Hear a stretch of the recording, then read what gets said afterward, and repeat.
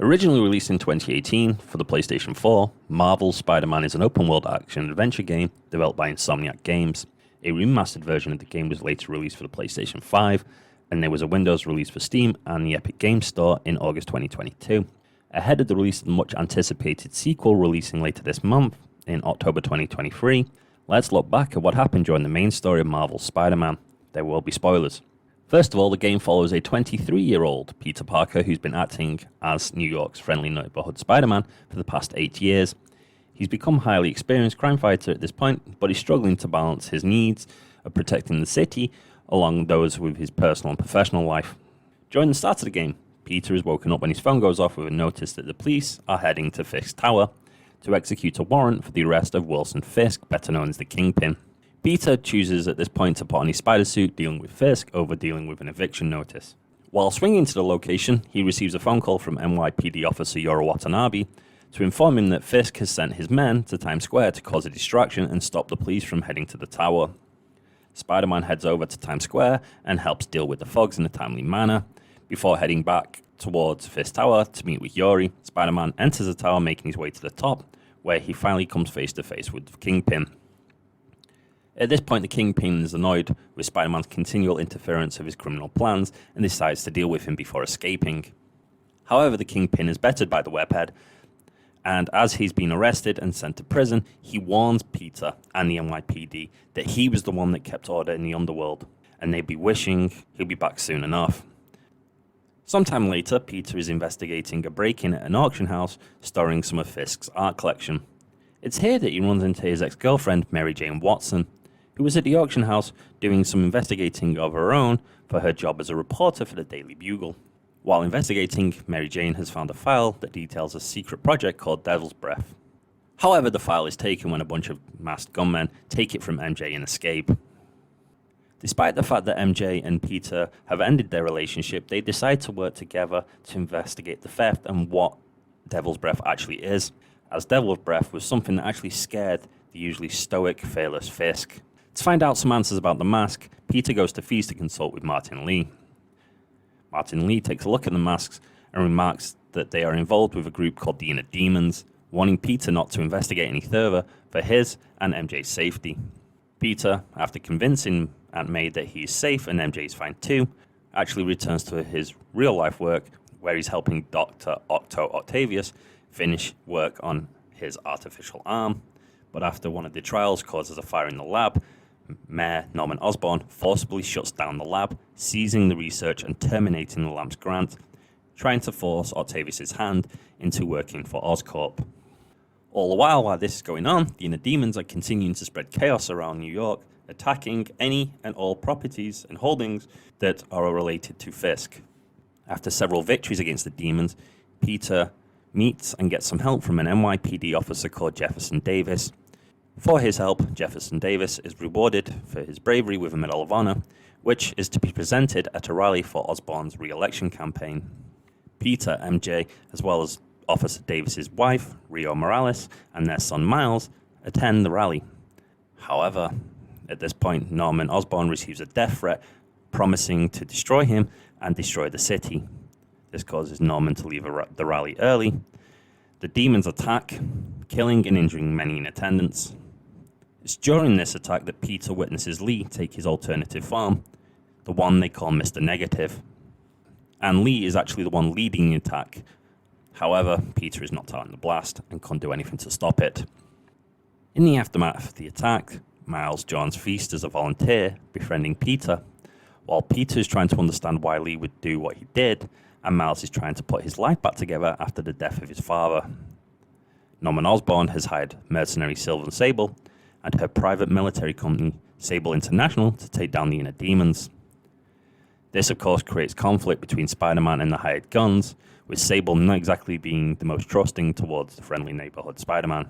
Spider-Man continues to pursue Mr. Negative and the Inner Demons, discovering at Feast that Lee actually holds a really deep-seated hatred and grudge against Norman Osborn, and plans to steal the Devil's Breath, which he finds out is a bioweapon Osborn inadvertently created while searching for a universal cure for diseases. Lee actually manages to steal the Devil's Breath and attempts to deploy it in Grand Central Station, but he's foiled by the efforts of both Peter and Mary Jane. He's arrested and sent to the raft. Professionally, Dr. Octavius is becoming more and more obsessed with getting revenge on Osborn. Mix in the fact that he has a fear of losing his body due to suffering from a neuromuscular disease that will inevitably immobilize him, Osborn is taking on projects and doing anything he can.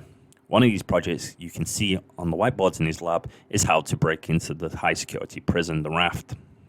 He also begins to develop his artificial arms, turning from looking like a normal arm and changing them into large tentacle-like constructs. He can control these constructs via an untested neural implant. Peter, however, voices a concern about how the implant might negatively affect Dr. Octavius' mental state and personality. Despite the concerns, Octavius' fear and hatred for Osborn are far too gone at this point, and he continues to develop the arms in secret.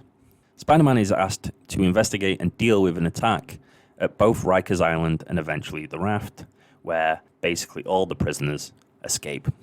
When he hits the Raft, Martin Lee, Electro, Vulture, Rhino, and Scorpion have escaped. They all subdue Spider-Man and present him to Dr. Octavius, who is now going by the name Dr. Octopus. He warns the beaten Spider-Man not to interfere before retaking Devil's Breath and releasing it into Times Square, causing a mass outbreak that infects numerous people, one of these people being Aunt May.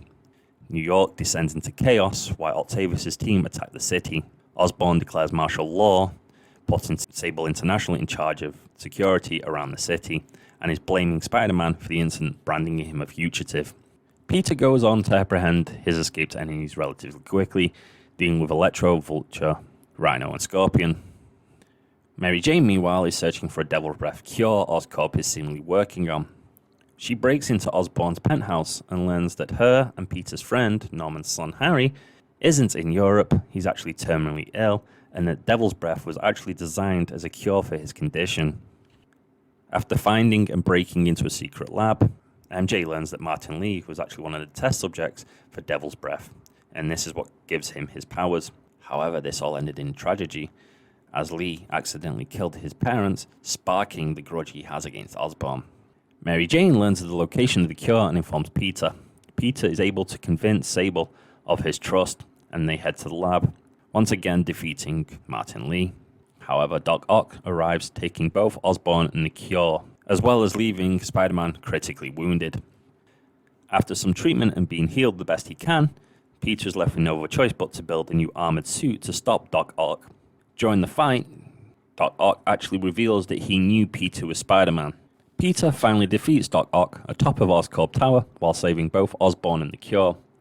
However, the amount of the cure recovered is so small, it can't save everyone infected, and Peter is faced with a heartbreaking decision of either using the limited amount to save Aunt May, who is on the verge of death, or allowing doctors to study it and mass-produce a cure to save everybody else.